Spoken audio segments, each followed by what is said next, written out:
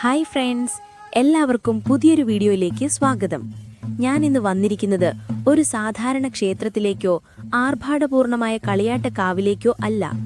കുത്തുവിളക്കിന്റെ ഇത്തിരി വെളിച്ചത്തിൽ ഒരമ്മത്തെയ്യം അനുഗ്രഹം ചൊരിയുന്ന ഒരിടത്തേക്ക്. വടക്കൻ മലബാറിലെ തെയ്യക്കാഴ്ചകളിൽ തികച്ചും വ്യത്യസ്തമായ കണ്ണൂർ ചെറുകുന്ന് ഇരിണാവിലെ അമ്മ നങ്ങോളങ്ങര ഭഗവതി കാവ്. ഈ കാവ് സ്ഥിതി ചെയ്യുന്നത് കണ്ണൂർ ജില്ലയിലെ ചെറുകുന്നിനടുത്തുള്ള ഇരിണാവ് ദേശത്താണ്. ചെറുകുന്ന് അന്നപൂർണേശ്വരി ക്ഷേത്രത്തിൽ നിന്ന് അധികം ദൂരമില്ലാതെ റോഡരികിലാണ് ഈ ദേവസ്ഥാനം. കണ്ണൂർ അല്ലെങ്കിൽ പഴയങ്ങാടിയിൽ നിന്ന് പാപ്പിനിശ്ശേരി റൂട്ടിലോ ചെറുകുന്ന് വഴിയോ ഇരിണാവിലേക്ക് ബസ് മാർഗം എത്താം. റോഡരികിൽ തന്നെയുള്ള ഈ കാവ് വള്ളിക്കാടുകൾക്കിടയിൽ സ്ഥിതി ചെയ്യുന്നതുകൊണ്ട് ശ്രദ്ധിച്ചില്ലെങ്കിൽ പെട്ടെന്ന് കാണാതെ പോകാൻ സാധ്യതയുണ്ട്. ഈ കാവിലെയും ഇവിടുത്തെ അമ്മ നങ്ങോളങ്ങര ഭഗവതിയെക്കുറിച്ചും കൂടുതൽ അറിയുന്നതിനായി ഈ വീഡിയോ സ്കിപ്പ് ചെയ്യാതെ മുഴുവനായും കാണുക. നമ്മുടെ ചാനൽ ഇതുവരെ സബ്സ്ക്രൈബ് ചെയ്യാത്തവർ സബ്സ്ക്രൈബ് ചെയ്ത് വീഡിയോ തുടർന്ന് കാണുക. ഇവിടെ ക്ഷേത്രമില്ല, വിഗ്രഹമില്ല, പൂജകളോ ചെണ്ടമേളത്തിന്റെ ആരവങ്ങളോ ഇല്ല. കേവലം 1 മണിക്കൂർ മാത്രം അരങ്ങേറുന്ന സന്താനലബ്ധിക്കായി ഭക്തർ നേരുന്ന ഒരമ്മത്തെയ്യം. ഈ കാവിന്റെ ഐതിഹ്യവും ഈ തെയ്യത്തിന്റെ പ്രത്യേകതകളും കണ്ടിരിക്കേണ്ട കാഴ്ചകളും നമുക്കൊന്ന് നോക്കാം. നിങ്ങൾക്ക് ശ്രദ്ധിച്ചാലറിയാം, ഇവിടെ ഒരു ക്ഷേത്രമോ വലിയ കെട്ടിടങ്ങളോ ഇല്ല. വള്ളിക്കാടുകൾക്കിടയിൽ താൽക്കാലികമായി വിളക്ക് വെക്കാൻ ഒരു മൺതറ മാത്രം. ഇവിടെ ട്യൂബ് ലൈറ്റുകളോ മറ്റു വൈദ്യുതി വെളിച്ചമോ ഇല്ല. തെയ്യത്തിന്റെ മുഖത്തെഴുത്തും ചടങ്ങുകളും അരങ്ങേറുന്നതെല്ലാം കുത്തുവിളക്കിന്റെയും ഓലച്ചൂട്ടിന്റെയും മങ്ങിയ വെളിച്ചത്തിൽ മാത്രം.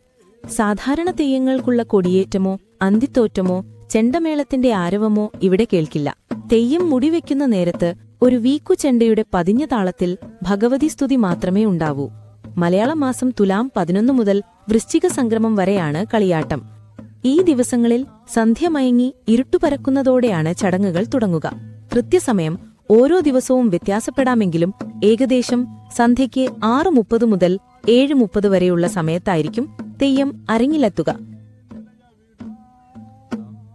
ഇനി നങ്ങോളങ്ങര ഭഗവതിയെക്കുറിച്ചുള്ള ഐതിഹ്യത്തെപ്പറ്റി നോക്കാം. ഈ അമ്മ മാടായി കാവിലമ്മയുടെ സഹോദരിയാണെന്നാണ് വിശ്വാസം. പണ്ട് ദാരികൻ എന്ന അസുരനെ വധിക്കാൻ അവതരിച്ച ഭഗവതിയുടെ അംശാവതാരമാണ് ഈ അമ്മദേവി. ദാരികന്റെ ഓരോ തുള്ളി രക്തം നിലത്തു വീണാലും 1000 അസുരന്മാർ വീണ്ടുമുണ്ടാകുമെന്ന ശാപം കാരണം ദേവിമാർ ഭൂമിയിൽ വീഴുന്ന ഓരോ തുള്ളി രക്തവും ഒട്ടും നിലം തൊടാതെ പാനം ചെയ്തുവത്രേ. ആ ദേവിമാരിൽ ഒരാളാണ് നങ്ങോളങ്ങര ഭഗവതി. കാവിന് കെട്ടിടങ്ങളില്ലാത്തതിനും ഒരു ഐതിഹ്യമുണ്ട്. മേൽക്കൂര പണിത് ക്ഷേത്രം നിർമ്മിച്ചാൽ മുകളിൽ വീഴുന്ന വെള്ളം കടലിലേക്ക് ഒഴുകിപ്പോകണമെന്നാണ് അമ്മയുടെ അരുളപ്പാട്. ആ നിബന്ധന പാലിക്കാൻ കഴിയാത്തതുകൊണ്ട് ഇന്നും ക്ഷേത്രമില്ലാതെ വള്ളിക്കാടുകൾക്കിടയിൽ ഈ അമ്മ കുടികൊള്ളുന്നു. നങ്ങോളങ്ങര ഭഗവതിക്ക് മറ്റ് കാവുകളിൽ കെട്ടിയാടുന്ന രൂപത്തിൽ കോലമില്ല എന്ന് പ്രത്യേകതയുണ്ട്. അതായത് കണ്ണൂരിലെ തെയ്യങ്ങളിൽ ഈ രൂപം ഇവിടെ മാത്രം കാണപ്പെടുന്ന ഒന്നാണ്. ഈ തെയ്യത്തിന്റെ മുഖത്തെഴുത്ത് ശൈലിക്ക് നാഗം താക്കൽ അഥവാ പുരികോം ചൊട്ടേം എന്നും പറയുന്നു. നങ്ങോളങ്ങര ഭഗവതി അറിയപ്പെടുന്നത് സന്താനദേവത എന്ന പേരിലാണ്. ഇവിടെ എത്തുന്ന ഭക്തരുടെ ഏറ്റവും പ്രധാനപ്പെട്ട നേർച്ചയും പ്രാർത്ഥനയും സന്താന സൗഭാഗ്യത്തിനു വേണ്ടിയാണ്. ഇതാണ് ഈ കാവിലെ ഏറ്റവും ഹൃദയസ്പർശിയായ കഥ. കുട്ടികളില്ലാത്ത ദമ്പതിമാർ ഇവിടെ എത്തി പ്രാർത്ഥന നടത്തിയാൽ അടുത്ത വർഷം അവരുടെ നേർച്ചയായിട്ടാണ് തെയ്യം കെട്ടിയാടിക്കുന്നത്. തെയ്യം ഉറഞ്ഞാടുന്നതിനിടയിൽ കലശക്കാരൻ ഇളനീർ കുത്തി നൽകി അനുഗ്രഹിക്കുന്ന ഒരു ചടങ്ങുണ്ട്. ഈ അനുഗ്രഹം ലഭിക്കുന്നതോടെ സന്താനഭാഗ്യം കൈവരും എന്നാണ് നൂറ്റാണ്ടുകളായുള്ള വിശ്വാസം. അനുഗ്രഹം ലഭിച്ച് പിന്നീടുള്ള വർഷങ്ങളിൽ കുഞ്ഞുമായി എത്തുന്ന അമ്മമാർ തങ്ങളുടെ കുഞ്ഞുങ്ങളെക്കൊണ്ട് തെയ്യത്തിന്റെ മുടിയിലേക്ക് കുരുത്തോല അരിഞ്ഞ തിരിയോലകൾ വർഷിക്കുന്ന ഒരു കാഴ്ചയുണ്ട്. അത് കാണാൻ തന്നെ ഒരു പ്രത്യേക അനുഭവം തന്നെയാണ്. ഈ തെയ്യം അമ്മയുടെ വാത്സല്യത്തിന്റെ പ്രതീകമാണ്. സന്താനലബ്ധിക്കുള്ള നേർച്ചയാണ് ഏറ്റവും പ്രധാനം. കൂടാതെ മംഗല്യഭാഗ്യത്തിനും ഭക്തർ ഈ അമ്മയെ കെട്ടിയാടിക്കാൻ നേർച്ച നേരാറുണ്ട്. ആദ്യത്തെ 3 ദിവസം തറവാട്ടുകാരുടെ തെയ്യവും അതിനുശേഷം ഭക്തരുടെ നേർച്ച തെയ്യവുമാണ് കെട്ടിയാടിക്കുന്നത്. അങ്ങനെ അമ്മ ഭഗവതി അരങ്ങിലെത്തിയിരിക്കുകയാണ്. അമ്മയുടെ നടനം കാണുന്നത് തന്നെ പുണ്യമായാണ് ഇവിടത്തുകാർ കരുതുന്നത്. അമ്മയുടെ തിരുനടനത്തിന് ശേഷം ബാക്കി കഥയിലേക്ക് കടക്കാം.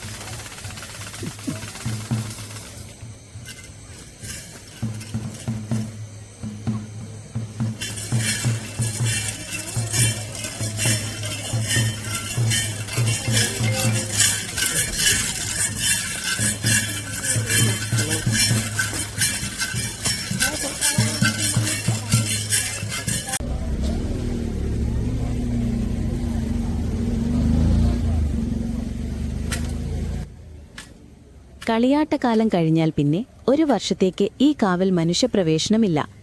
വൃശ്ചിക സംക്രമത്തലേന്ന് ദേവിയെ ഊട്ടിയുറക്കി അകമ്പാടി അടയ്ക്കൽ എന്ന ചടങ്ങോടെയാണ് ഈ വർഷത്തെ തെയ്യം കെട്ടിയാടൽ പൂർത്തിയാകുന്നത്. അടുത്ത തുലാം 11 വരെ കാട് മൂടിക്കിടക്കുന്ന കാവിൽ ആരും പ്രവേശിക്കില്ല. ഇത് ഈ ദേവസ്ഥാനം പ്രകൃതിയുമായി എത്രത്തോളം ഇണങ്ങി നിൽക്കുന്നു എന്നതിന്റെ തെളിവാണ്.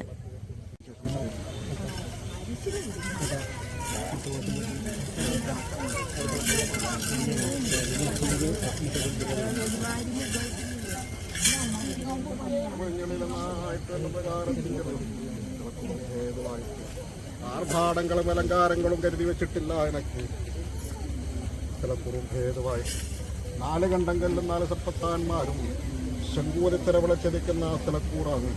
ഉച്ചയന്തിരിഞ്ഞു വരുവാർന്ന അവസരത്തിങ്കൽ എന്റെ നാഗമത്തോടെ പടവളത്തിങ്കലകപ്പെട്ടുപോയോ എന്നുള്ളതായിരിക്കുന്ന അവസ്ഥ. ക്ഷേത്ര നിർമ്മിതികളില്ലാത്തതുകൊണ്ട് ഇവിടുത്തെ നേർച്ചകളിലും പ്രസാദത്തിലും ചില പ്രത്യേകതകളുണ്ട്.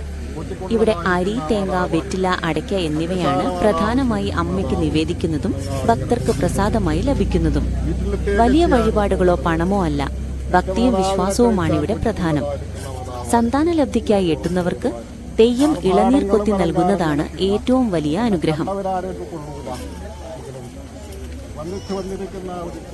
ഭഗവതിയുടെ തിരുനടനത്തിന് ശേഷം തന്നെ കാണാൻ വന്ന ഭക്തർക്ക് അനുഗ്രഹവും പ്രസാദമായി അരിയും നൽകി ഭഗവതി അരങ്ങൊഴിയും.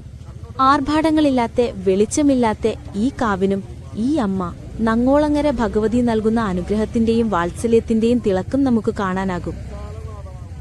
വിശ്വാസത്തിന്റെയും പാരമ്പര്യത്തിന്റെയും ഈ അത്ഭുതലോകം നേരിട്ട് അനുഭവിച്ചറിയേണ്ടത് തന്നെയാണ്. വടക്കൻ മലബാറിന്റെ തനത് ഗ്രാമീണ കാഴ്ചകൾ അതേപടി നിലനിർത്തുന്ന ഈ കാവിലേക്ക് നിങ്ങൾക്കും ഒരിക്കലെങ്കിലും വരാം. ഈ വീഡിയോ ഇഷ്ടമായെങ്കിൽ ലൈക്ക് ചെയ്യുക, നിങ്ങളുടെ അഭിപ്രായങ്ങൾ കമന്റ് ചെയ്യുക. എന്റെ ചാനൽ സബ്സ്ക്രൈബ് ചെയ്യാൻ മറക്കരുത്. അടുത്ത വീഡിയോയുമായി ഉടൻ വരാം. അതുവരെ എല്ലാവർക്കും ബൈ.